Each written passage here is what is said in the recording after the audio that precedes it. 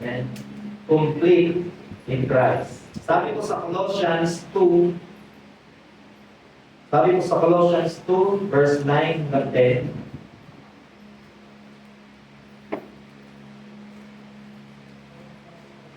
for in Christ all the fullness of the deity lives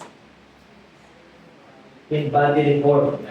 Verse 10, and you have been given fullness in Christ, who is the head over every power and authority. Amen. Fullness. Ating pong title is Complete in Christ and Finding Fulfillment in Him. So, isang mabilis na historical background po. Mabilis lang po. So, in Colossians po, ang ating author po ay si Apostle Paul, na tinatayang first imprisonment niya sa Rome.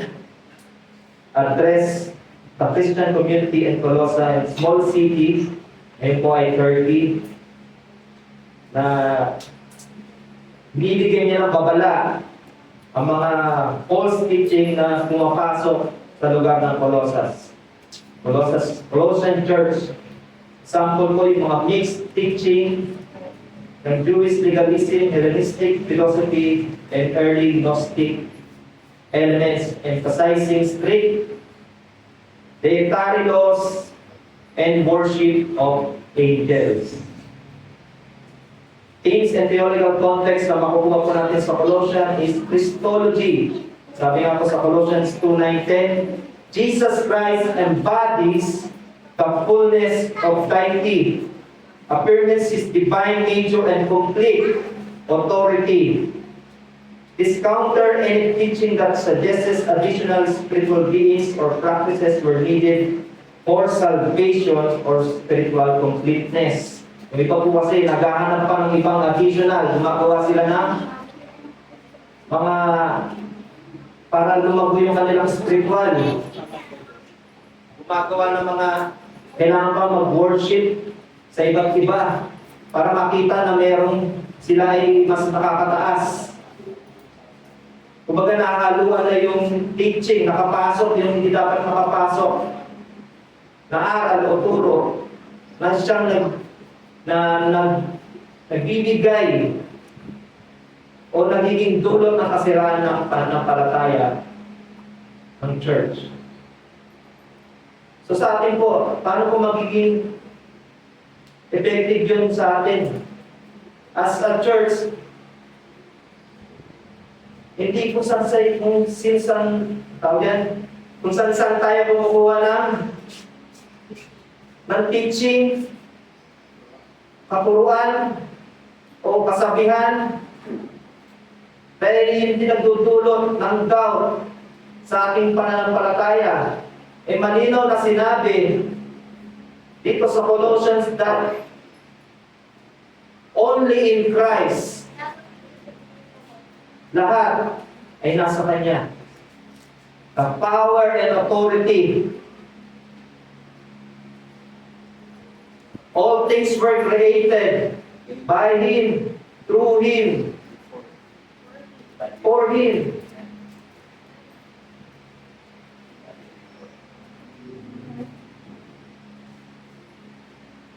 So Paul asserts that believers are complete in Christ, meaning they do not to seek additional spiritual experiences or adhere to extra biblical practices to achieve spiritual maturity or fullness. Kailangan po ang ating isipan ay laging na kay Christ na. Kaya po makikita natin yung fullness. Amen? So, sa context po na ito, there are against deceptive philosophies and human tradition that undermine the sufficiency of Christ. He emphasized that believers have everything they need in Christ, who is supreme over all spiritual and earthly authorities. Na kay Christ na po. Because Christ is supreme. Then, for in Christ all the fullness, sabi nga po, for in Christ all the fullness of the deity lives in bodily form, and you have been given fullness in Christ,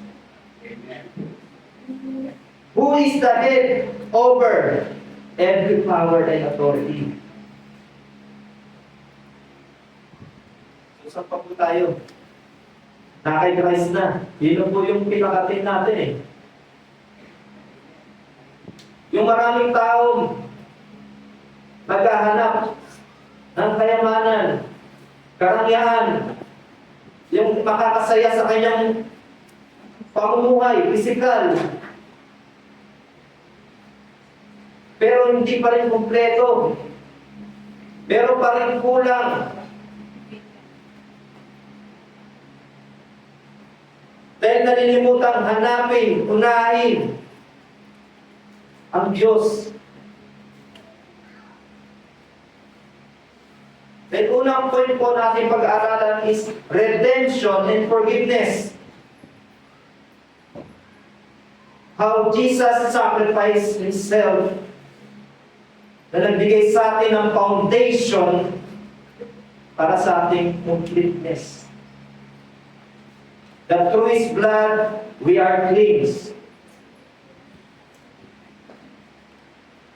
Through His blood, through His stripes, we are healed. Sabihin nyo nga po sa inyo, sarili, we are healed. I am healed. Dahil napagtagumpayan na po ng ating Panginoong Yesus, dinala niya na lahat sa cross. Kaya yung nararamdaman natin sa katawan, is wala na yan. Dahil pinagaling ka na ng Panginoon. Dahil nga sabi sa 2 Peter 1:3, pakiplas niya ako, ating sister. 2 Peter 1:3, His divine power has given us everything we need for life, sa ating buhay, lahat po ay pinagkaloob na sa atin, and godliness, through our knowledge of Him who called us by His own glory and goodness.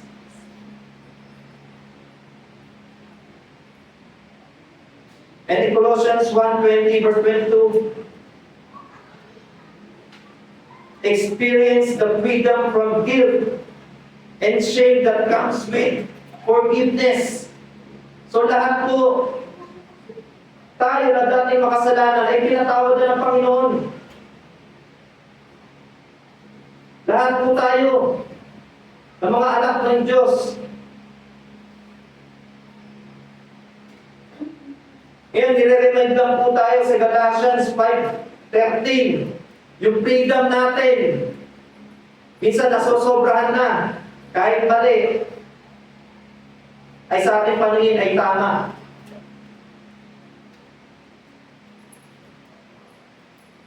You, my brothers, were called to be free, but do not use your freedom to indulge the sinful nature. Serve one another in love.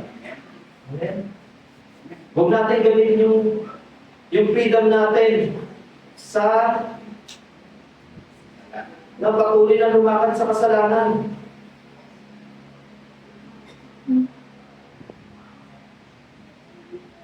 Pagkos, ano sabi? Serve one another, love one another. Hindi tayo kailangan magpaligsahan. Kundi tayo ay magkaroon ng magpalakasan tayo. Dahil yun ang kailangan ng bawat isa sa atin. Ang bawat isa sa atin ay nanghihina. Sino magpapalakas sa kanya? Sa tulong ng ating Panginoon, tayo mga kapatid, sa pamagitan po ng alin? salita niya, panalangin.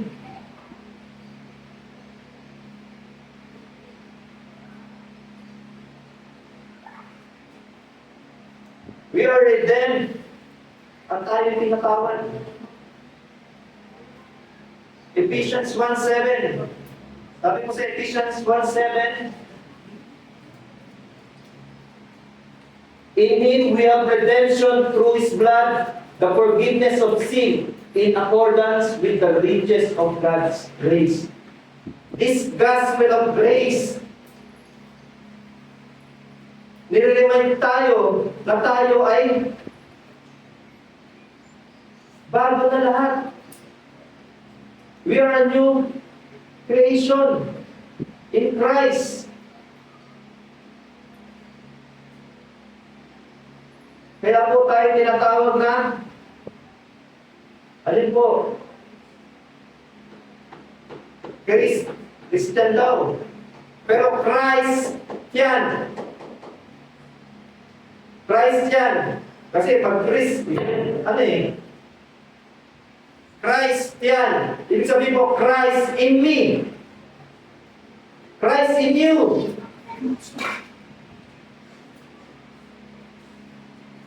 Ang lahat. Kaya kapag tayo nalulungkot or pag nakagawa tayo ng pagkakamali, minsan nalilimutan natin na tayo mismo nagagawa sa sarili natin. Amen po ba? Lalo na kung tayo ay nakakalimot talaga. Dahil saan po? Nagkakaedad na.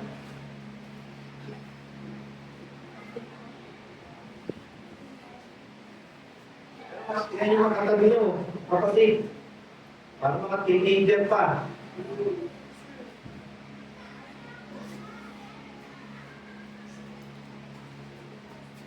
Pero maaari lang kakaroon ng sakit sa timot.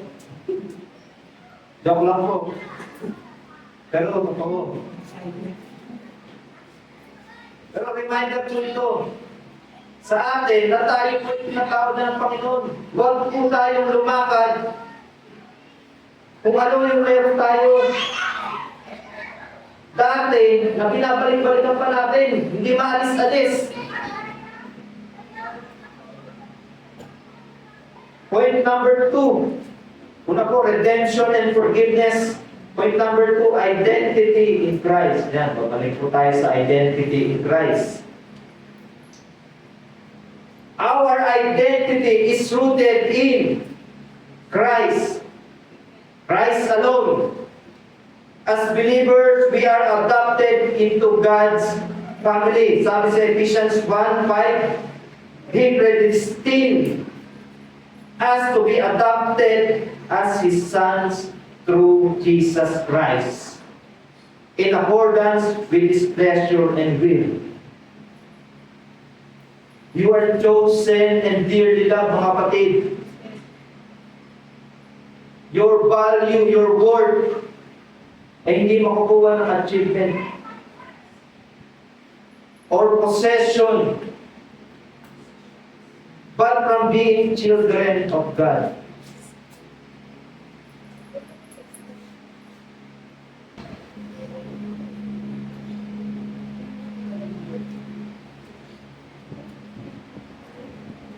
Satan attacked the identity. Pero that time in Jesus Christ, hindi na naig si Satan. E di nagtay na, 1-1 na.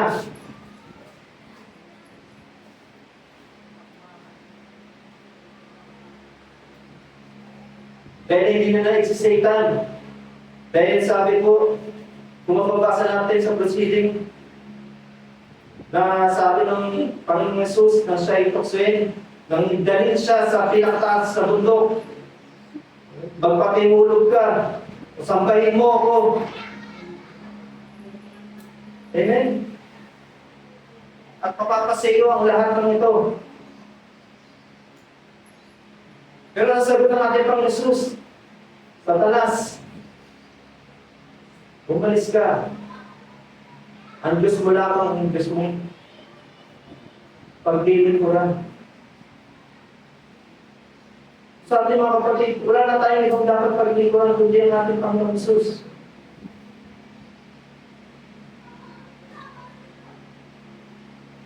Religion at our identity. Ang identity natin, nakakalimutan natin that in Christ, we are complete. You are complete.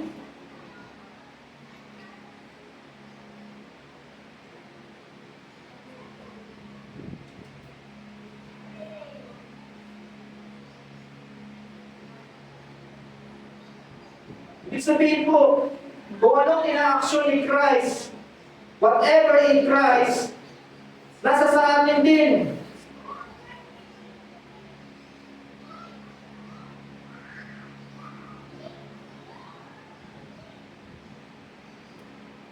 Dahil po sabi sa 1 John 3 verse 1, 1 John 3 verse 1, sabi po, how great is the love the Father has lavished on us that we should be called children of God, and that is what we are. And the reason the world does not know us is that it did not know Him. So mga kapatid, we are children of God. At ang mundo ay hindi nakikilala tayo dahil hindi nila kilala ang ating Panginoong Jesus. So tayo mga kapatid, sa pamumuhay natin bilang Kristiyano, makikita sa atin si Christ in speaking, action. Lumabas tayo, makikita sa atin sino? Si Christ.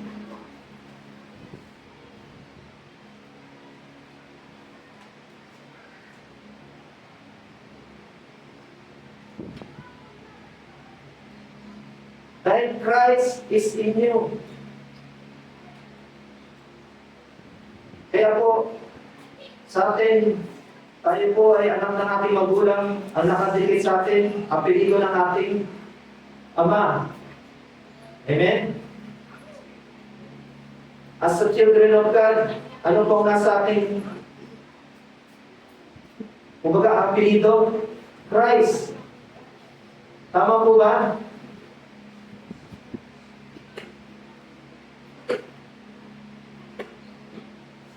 Tinanggap natin ang ating Panginoong Hesus. Ibig sabihin po, Christ is in us.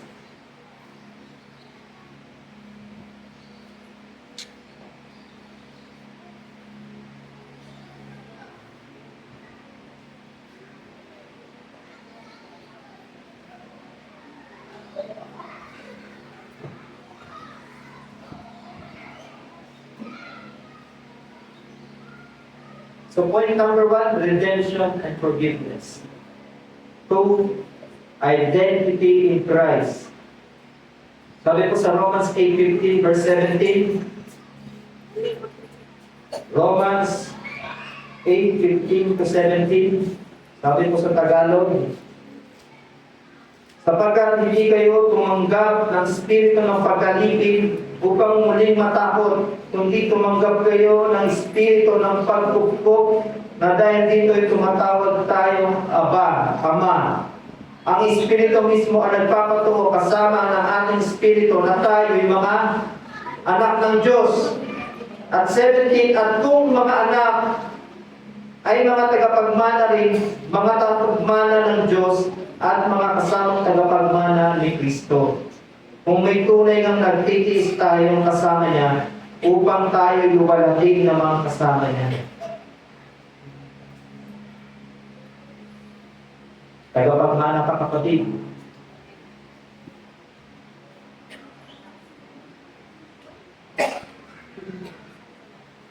Ang ating Panginoon ay mayaman. Hindi niya kailangan ng ating pera. Ang kailangan niya lang ay ikaw. Yung time mo, in all things na ginagawa mo, gawin mo para sa ating Panginoon. Ikataas, ikararangal ng kanyang pangalan.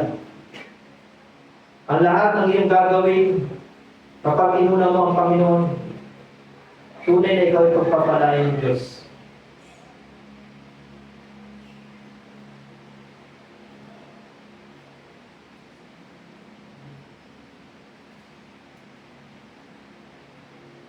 Sabi sa Ephesians 1:5, tayo inilaga sa pagpuptog upang maging mga anak sa pamamagitan ni Jesucristo ayon sa kabutihan ng kanyang kalooban. Napakabuti ng Diyos na tayo ay pinuptog niya. Sa pamamagitan ng ating Panginoong Hesus, tayo naging anak ng Diyos. That's our identity in Christ. Kaya nangyayari, nakakalimutan. Religion attack the identity. Satan attack the identity. But Christ overcome all. Nagtagumpay ang ating Panginoon Hesus. Ang kanyang ibigay ang kanyang buhay, ang siya'y mamatay sa krus, siya'y pinahirapan, nagtagumpay ang ating Panginoon Hesus.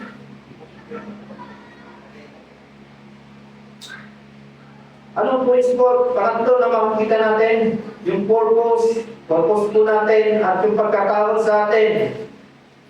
How in Christ we discover our purpose and calling. Ephesians 2:10 tell us that we are Christ, God handiwork, created in Christ Jesus to do works, to do good works, which God prepared in advance for us to do when we walk in obedience to God's will. We find deep satisfaction and meaning in our lives. Sabihin po, doon natin makita yung tunay na pagkatawag natin.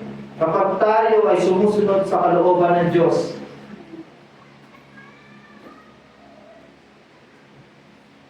maraming tao gusto maging doktor. Ano bang gusto nilang kunin? Kung ano yung gusto nila?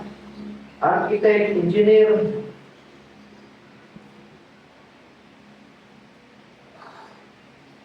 But as believers, we are God's handiwork. Ano po yung nasa atin kailangan makita? Yung purpose and calling natin na tayo ay gumawa ng kabutihan. Kung ano yung ginagawa ni Christ, dapat yun din po ang ginagawa natin. To do good works.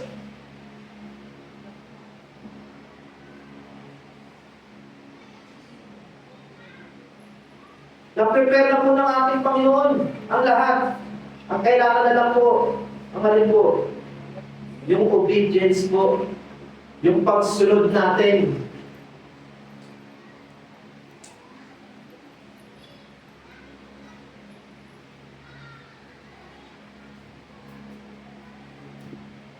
Yung obedience.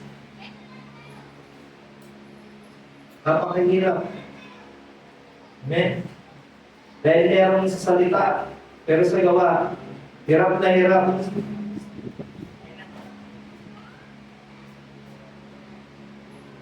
Hirap. So, we struggle, but sa tulong ng ating Panginoon, patuloy pa rin tayo sa paglilingkod sa Kanya. Amen. Lahat po yan, we struggle po talaga dito. Pero mapalad tayo mga kapatid dahil meron tayong Diyos. You are called, dearly loved, chosen. Ano mang katatayuan mo sa buhay o estado sa buhay, you are still chosen by God. Dahil meron kang pagkatawag sa iyo. Ang kailangan na lang gawin ay sumunod at hanapin ang kalooban ng Diyos. At ang Diyos mismo ang bibigay sa iyo kung ano ang dapat mong gagawin. So point number 4, abiding in His presence.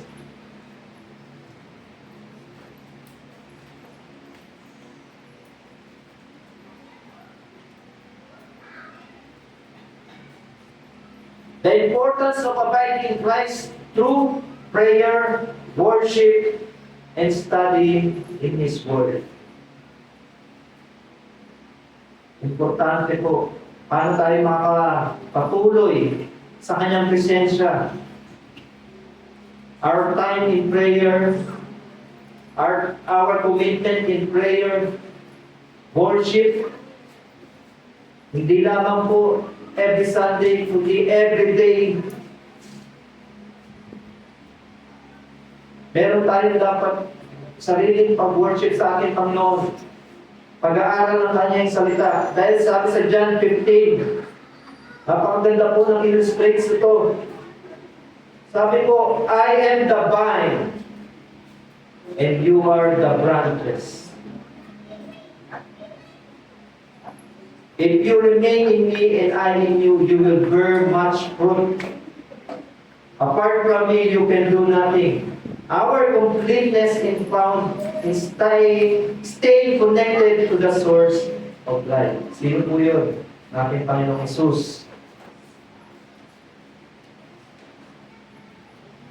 Kaya po mga kapatid, ang ating Panginoong Jesus, ano pong ginagawa? Siya ay lumalapit sa mga nangailangan, nagpapagaling.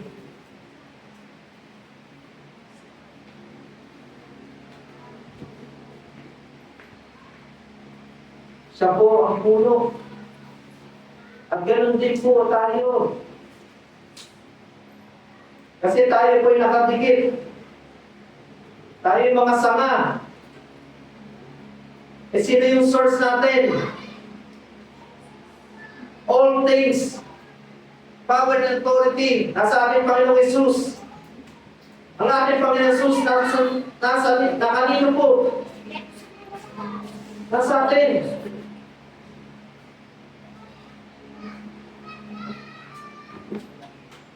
Kaya kapatid, through Christ, as you speak the word, sa mga nangailangan ng kagalingan, as you pray in them, you speak the word, mapapagaling sila. Dahil unang-una, ikaw ay pinagaling ng ating Panginoong Jesus. Na dati ikaw ay kulang-kulang.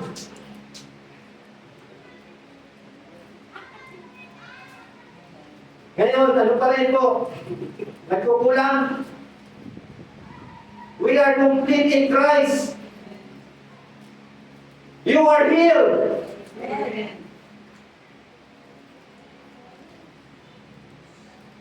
Hindi ka naghihirap, kapatid.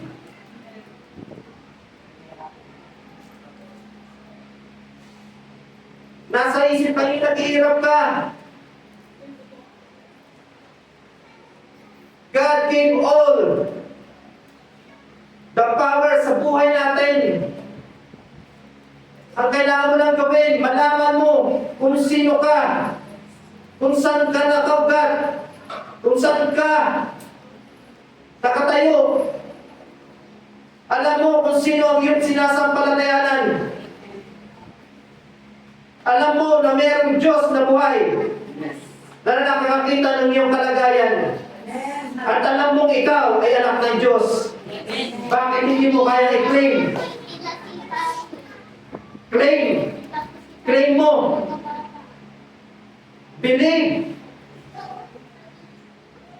Ano man ang kalagayan mo na nangyayari, struggle sa iyong buhay ngayon, i-claim mo. Father, Ama,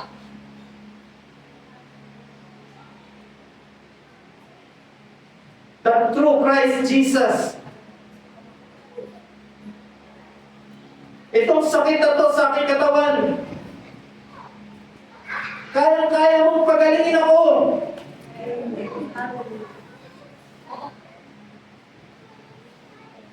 Eh, minsan nakakalimutan natin. Sinasabi natin sa ating sarili, ako'y tao lamang, makasalanan. Kapatid, matagal ka nang pinatawad ng Panginoon. You just have to claim. Paniwalaan mo. Panampalatayaan mo. Huwag tayo maging tulad ni Tomas. To see is to believe. Kailangan pang idudor ang kamay. Tingnan, makita ng tunay bukas. Ang kamay tadyang. Para maniwala. Kaya mga kapatid, mapalad ang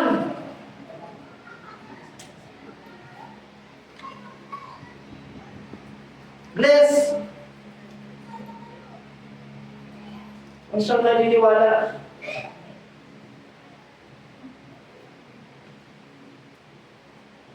Mapalad ang naniniwala.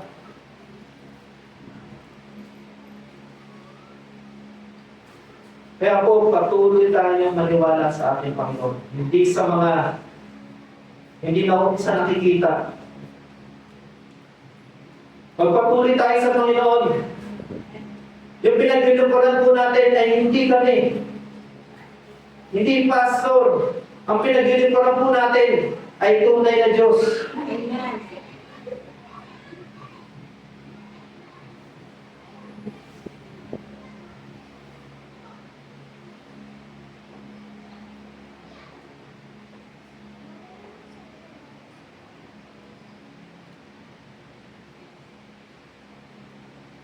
Ano po kailangan natin gawin?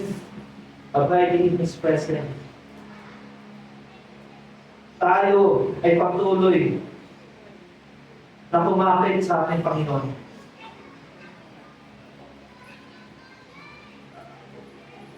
Our completeness is found in staying connected to the source of life.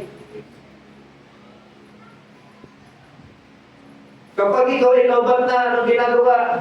Nagcha-charge. Saan ka nagcha-charge? Masaksakan.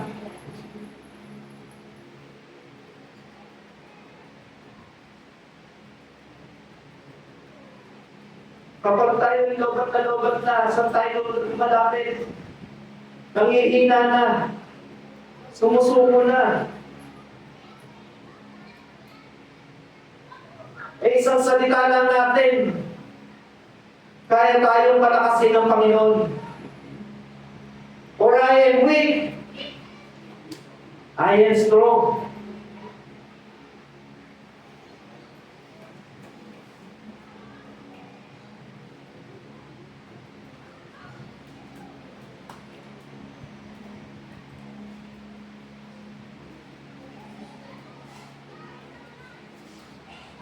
Kaya kapatid, you are complete in Christ. Finding fulfillment in Him is only on Jesus Christ. Una-una po, we are already redeemed. We are already forgiven. Kaya po tayo, kapag may nagkasala sa atin, huwag natin patagalin. Huwag natin paabutin ng taon.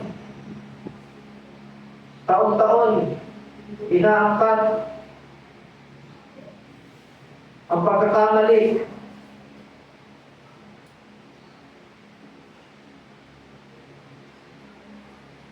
Ang ating Panginoong Hesus, hindi na po inaangkat yung ating pagkakamali.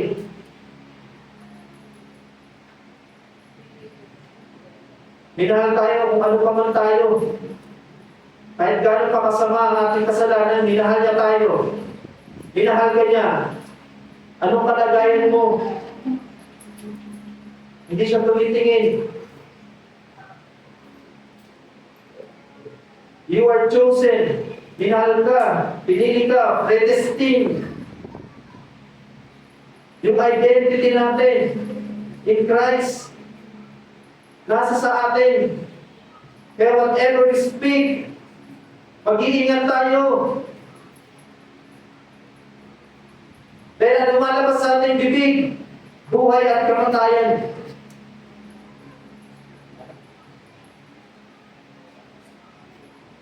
Kaya kapag tayo nagsasalita sa ating mga anak, sa ating kapwa. Ano sinasabi natin?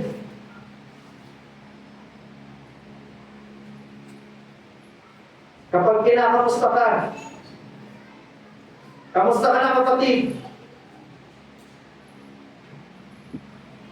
Eto, buhay pa din. Kahit pa paano, nakakaraos.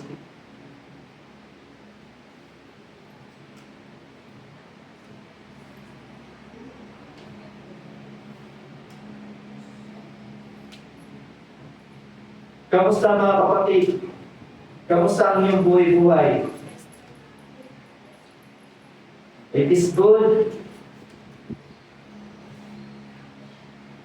or is much better and good.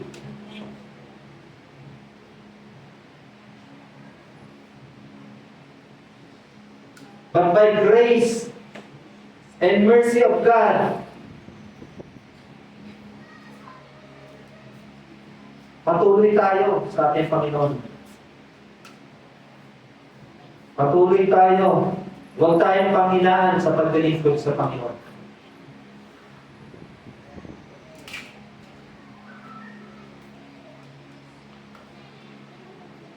So sa ating kong pangwakas, this is encouragement to us.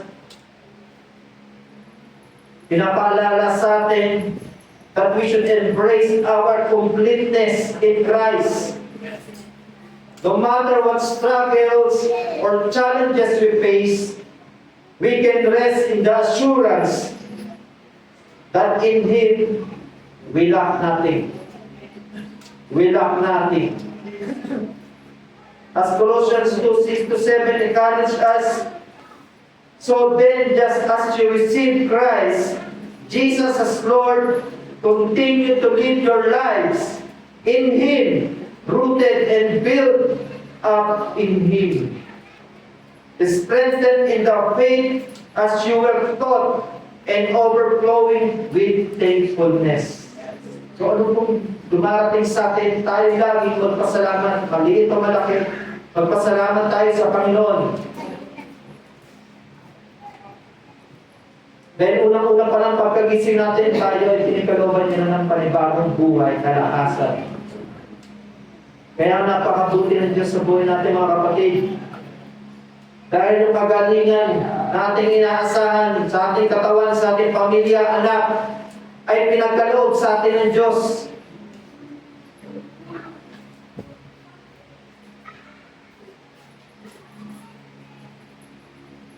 Kaya nga po mga kapatid, nung na-hospital ko ang aming anak, napakabuti ng Diyos. Tingnan po ngayon si Aliyah, ang kagalingan ko ay patuloy na pinagkakaroon sa kanya. Amen? At sa ating kapatid, sister Madel, sa kanyang anak, yung completeness, yung healing, ganun din po sa atin, mga kapatid. Kung tayo mayroong mga sakit, sino po ang tinawagan natin? Wala naman po tayo ibang tinawagan, di ba po? O tumawag tayo sa albularyo. Sumagunin tayo sa mga tawas-tawas na yan.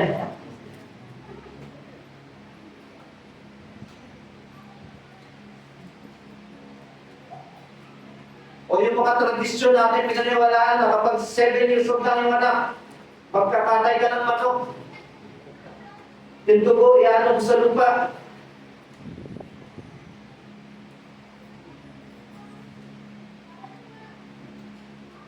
Tradition of men.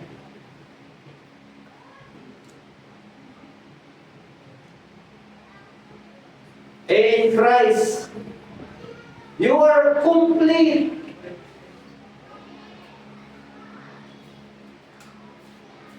Magpatuloy ka sa Panginoon. At yung pinag-uutos ng ating Panginoon ay huwag mawalay sa ating bibig. May sa pamuhay natin. All your life sa iyong generation to the generation.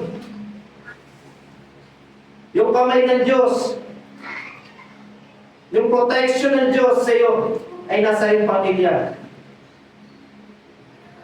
Kaya po, ang sabi ng ating Panginoon, I am the vine and you are the branches. Kailangan lang po tayo manatili sa Kanya. Huwag tayong bumitaw sa source. Wala tayong ibang source. O meron po tayong ibang source na pinagpukunan. Wala na, di ba po? Baka meron pa, ayaw mong sumagot eh. Who is your source?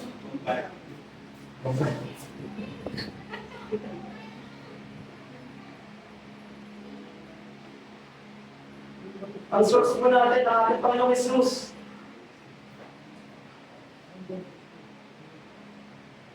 Binigyan niya tayo ng knowledge and understanding how to manage sa buhay na ito.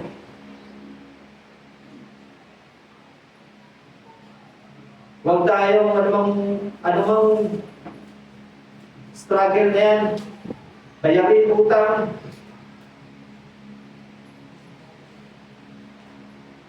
Ang Diyos po, tingnan mo ang Diyos. Baka kami, utusan ka ng Panginoon. Pumunta ka dun sa sa Pikipits dyan, maghulog ka ng net. Mapaghulog ka ng net tumanong sa'yo lahat ng bangus dyan. Ay bili ka pa ng Diyos ng pagkakitaan. Wala naman pong imposible sa Diyos.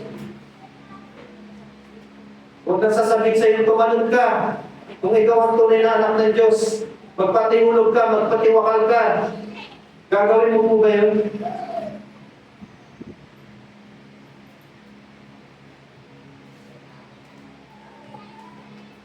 So, mag-iingat po tayo mga kapatid. As Paul na niremind niya ang mga Colossians sa mga teachings na pumapasok sa church, ganun din po sa atin.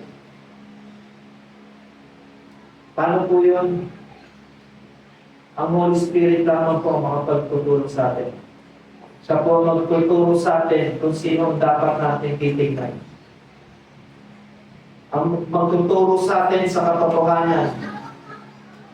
Sino yung katotohanan na yun? Ang ating Panginoon Jesus. Kaya nga po, our Father, naghahanap siya na mag-worship sa Kanya in spirit and in truth. Kaya po yung ginagawa natin ay hindi joke-joke. Yung ginagawa natin panalangin, hindi joke-joke yun. Dahil sa simple panalangin natin, humihingi ng panalangin para sa kanilang pangailangan. There are evidence, mga kapatid, na yung pinag-pray mo ay binibigay ng Diyos. Natutugunan.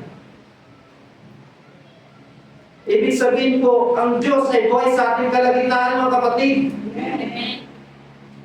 Kaya huwag tayong tumigil sa panalangin. Sa pagsaliksik sa Kanya. Our identity in Christ ay hindi matago sa atin. Kundi ilabas mo. Ipakita mo kung sino ka.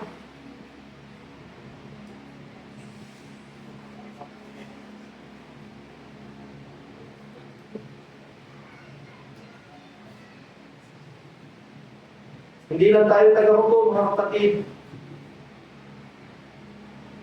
Merong Diyos na tumawag sa atin at may plano para sa atin. Diba, ito yung stepping stone para sa atin. Pero darating ang panahon, hindi ka lamang taga-upo. Darating ang Panginoon, ikaw tayo ay lalabas. Tayo palalaguin ng Panginoon.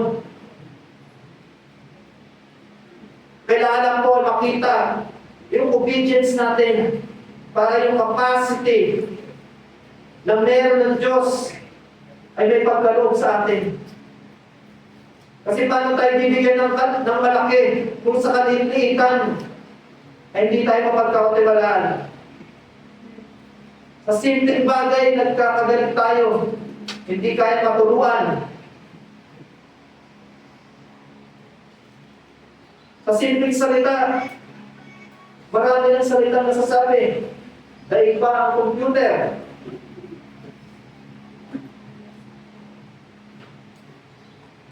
Sabi ng Panginoon, love one another. Magpalakasan tayo mga kapatid. Walang ibang makakatulong sa atin, kundi ang ating Panginoong Hesus. Ang banal na Espiritu na nagtuturo sa atin kung paano mabuhay na may kabanalan. Sa pamamagitan ng ating Panginoong Hesus, we are complete. You are complete. Kaya po, ano man ang sabihin mo,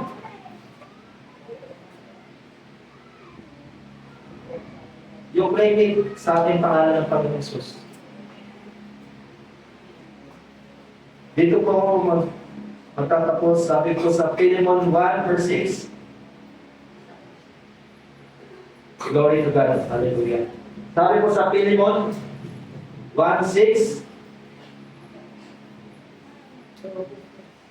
I pray that you may be active in sharing your faith so that you will have a full understanding of every good thing we have in Christ. Amen?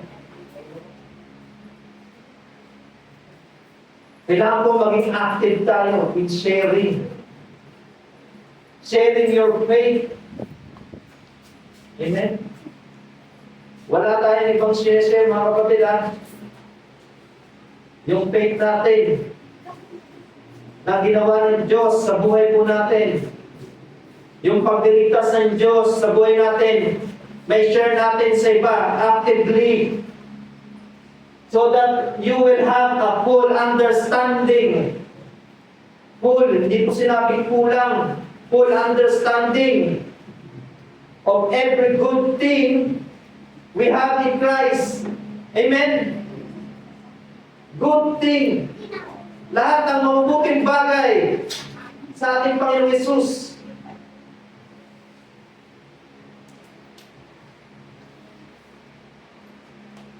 Sa ating Panginoong Hesus lamang po natin matatagpuan. Amen? Purihin po ng Diyos. Sa umalang. Hallelujah. Tayo po'y manalangin. Hallelujah.